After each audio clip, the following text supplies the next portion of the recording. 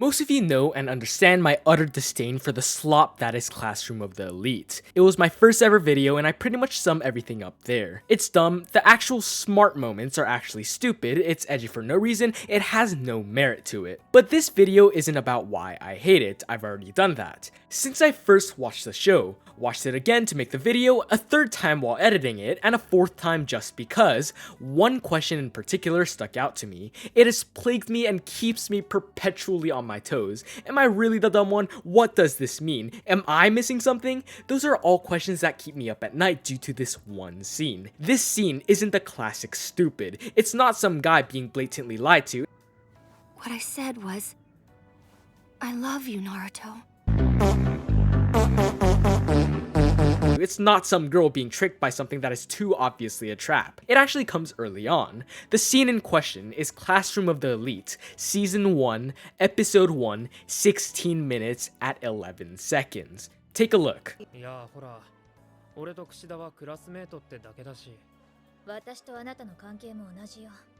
In the scene, Horikita makes a deduction that she is being set up. Now that in and of itself is no problem, it's in the very nature of this dogshit mystery adjacent show. But what really bothers me is the reasoning as to why she thinks this.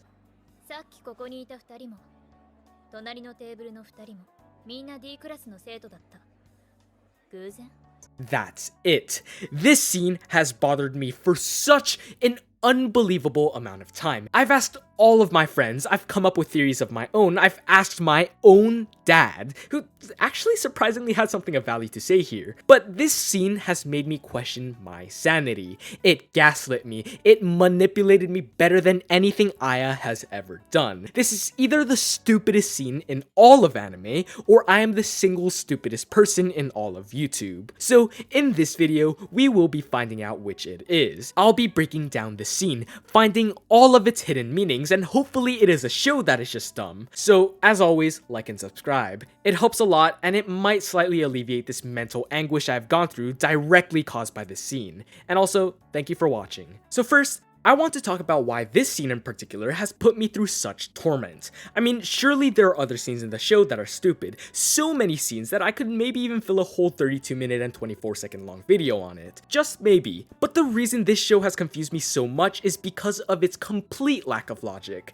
Nothing connects. Even in a different dumb moment, like the whole thing with Pseudo allegedly beating up 3 people, how Aya ultimately tricks them into submission is by completely lying to them. How they buy it? I don't know, it's a stupid show, but it still has some logic. A flimsy one that doesn't make much sense, but it's still some sort of logic. He lied, they bought it. That's the logic. But in this scene, there's absolutely no conceivable logic. Okay, the people who left a little earlier are from Class D, so therefore you must be setting me up. What the fuck is that? There's no logic it follows. Even if it was actually a bit strange, it doesn't really mean that Horikita was being set up. What is their purpose? I just don't get it, and this is why it made me think that I must be missing something. Even if the show is stupid and has stupid logic, they never have a complete lack of it. So let's get into breaking it down. The first 2 girls from Class D, whom I've identified as Kayano Onodere and Nene Mori respectively, leave, which was apparently weird to Horikita. Spoilers, it wasn't. They're taking their coffee with them, which a lot of people do at commercial chain coffee shops. I couldn't find a pre-existing source on this, so I got the data on my own. So though it isn't professional, it should give a rough amount. My hypothesis is that more people than not take their coffee out instead of drink it in the shop. I went to 2 different Starbucks locations and stayed for 30 minutes at 3 different times of the day. Morning at 7, noon at 12, and dinner at 5. I counted how many people walked in and how many took out their coffee versus how many drank their coffee indoors. Now, I will note that it is a whole different country with different cultures, but I can't imagine that it is still that uncommon. I also thought that maybe it's weird for people to take out coffee in Japan, as it is seen as rude to eat or drink while walking, but thinking about it more and doing further research, I found out that when I went there, every konbini had takeout coffee. It isn't culturally inappropriate or anything, so there is no reason that they wouldn't or shouldn't be doing this. So here are the results. In the morning I was in store 1,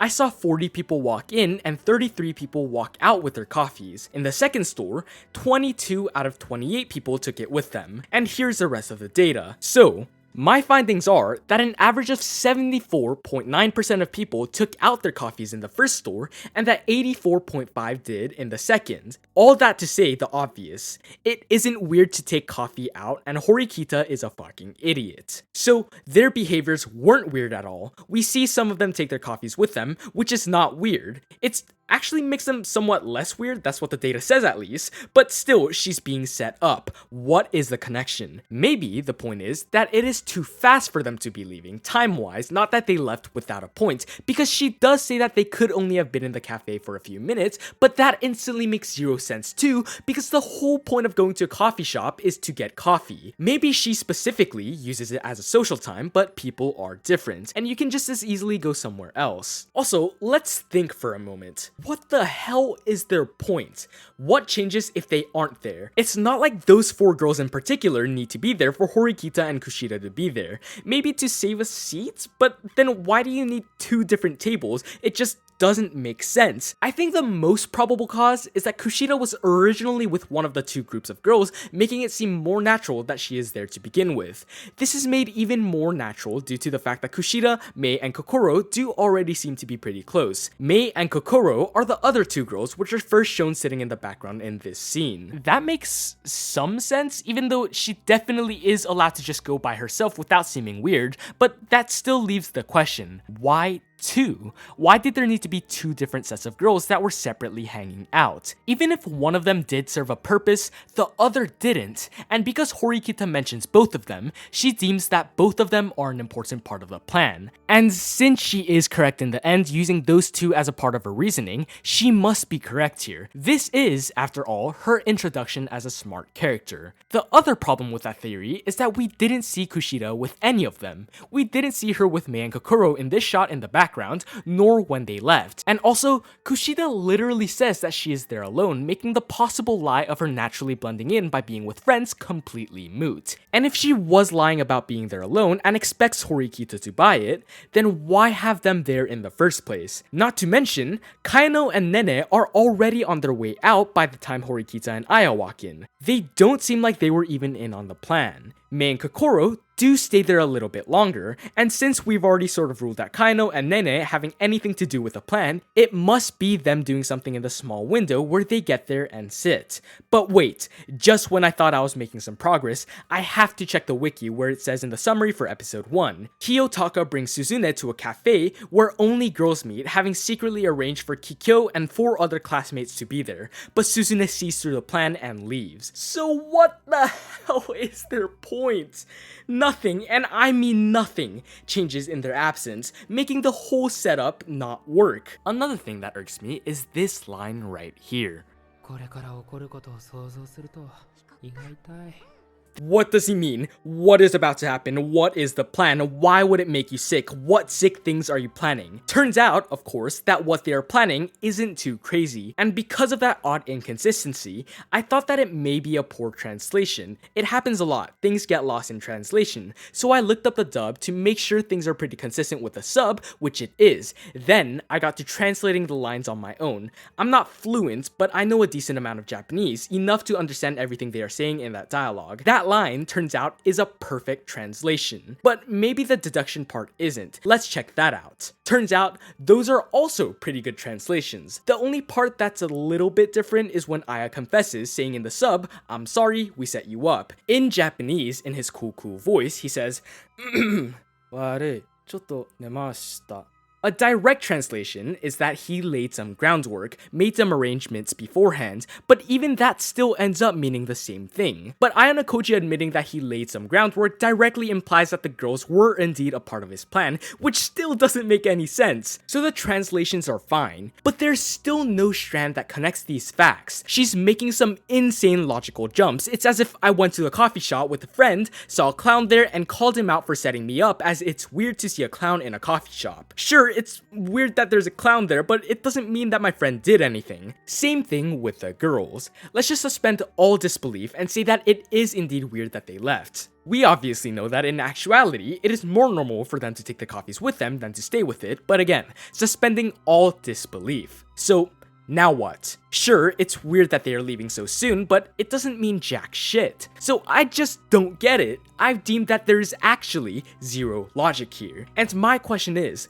why? It's so stupid that it's hard for me to believe that it was just really stupid writing. A common mystery Sherlockian trope is where they take a really small fact, make a huge inference based off of it, and they are certain that it is a complete truth. A dogshit mystery trope. There's also the one where they hyperanalyze human behavior like blinking too fast or shit like that. I also hate that, but I digress. But this one in particular is so outrageous that I genuinely have a hard time believing that it went through so many levels of checking and editing. They take a completely unrelated fact, that is false by the way, make a huge inference based off of it, and are certain that it is a complete truth. It's as if I said, heh, baka, doge to the moon, and the earth doesn't exist because if I did, why don't I see it? Which is why you are the murderer. So again, why? When I had a heated argument with my dad about this, he brought up a somewhat good point. He loves always playing the devil's advocate and it fucking pisses me off every time, but this time he made a somewhat believable point. He said,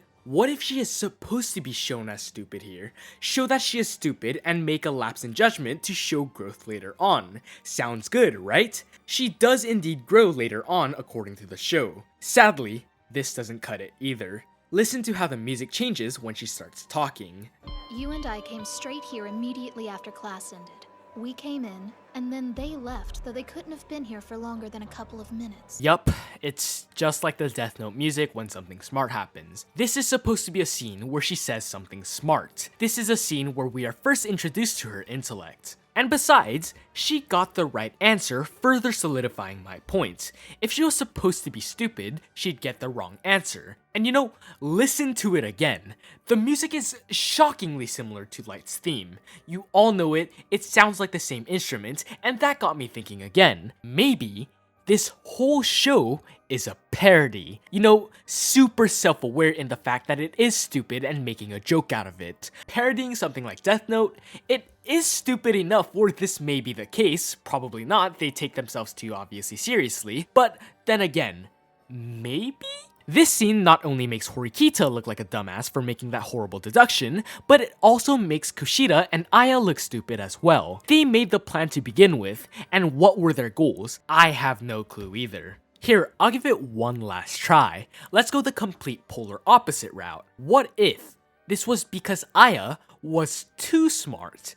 He purposely went along with the bad plan because it will start a chain reaction to the rest of the show. This instance would create the first tension between Kushida and Horikita and will get Kushida and Aya closer, and that, in the long run, would be the catalyst to the rest of the show. That would make Kushida try harder and harder to befriend her, and that would eventually unveil her true self, which Aya obviously already knew before the show even started because he's a genius. That would make her unhinged and work with Ryuen more, and he knew his nature and how he would act before the show even started because he is, of course, a genius. That would give him the chance of finally beating Ryuen, where Aya obviously knew his every move because he is such a genius. And then, his class will become the new Class C, and he will get closer to Karuizawa, which will eventually let him do well in the card game, and eventually start the whole drama with Hirata, which will lead him to the white-haired bitch, which he would eventually beat. All because he is a genius. If that's the case, I might just actually die laughing. And I mentioned him being a genius to a ridiculous degree,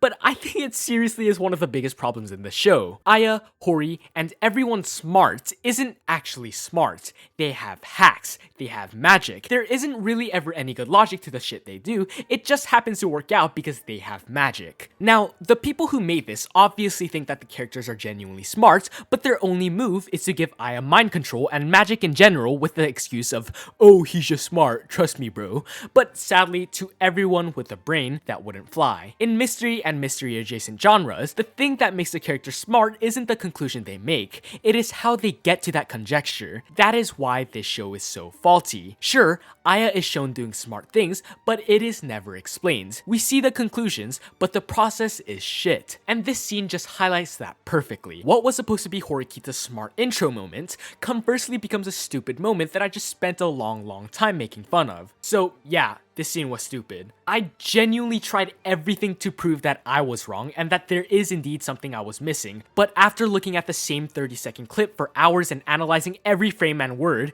I just couldn't. I've obsessed over this scene for such a long time, since before even my first video on it, and finally I found some closure. So it's an anticlimactic result, but my conclusion is that it was just a comically stupid moment. I really wish that there was more to it, but sometimes the most boring and obvious answer is the truth, and the truth is that this is a dumb fucking show. Stupid enough to even make scenes like this. So yeah, there you have it. My name is NoahBoahCoah, and that scene was such a big part of my life that now with it gone, I have a giant gaping hole in my heart, making me sit in my room alone and sing Hana ni natte, fueled by the burning passion I have for my imaginary girlfriend who could eventually fill this gap. And thank you for watching.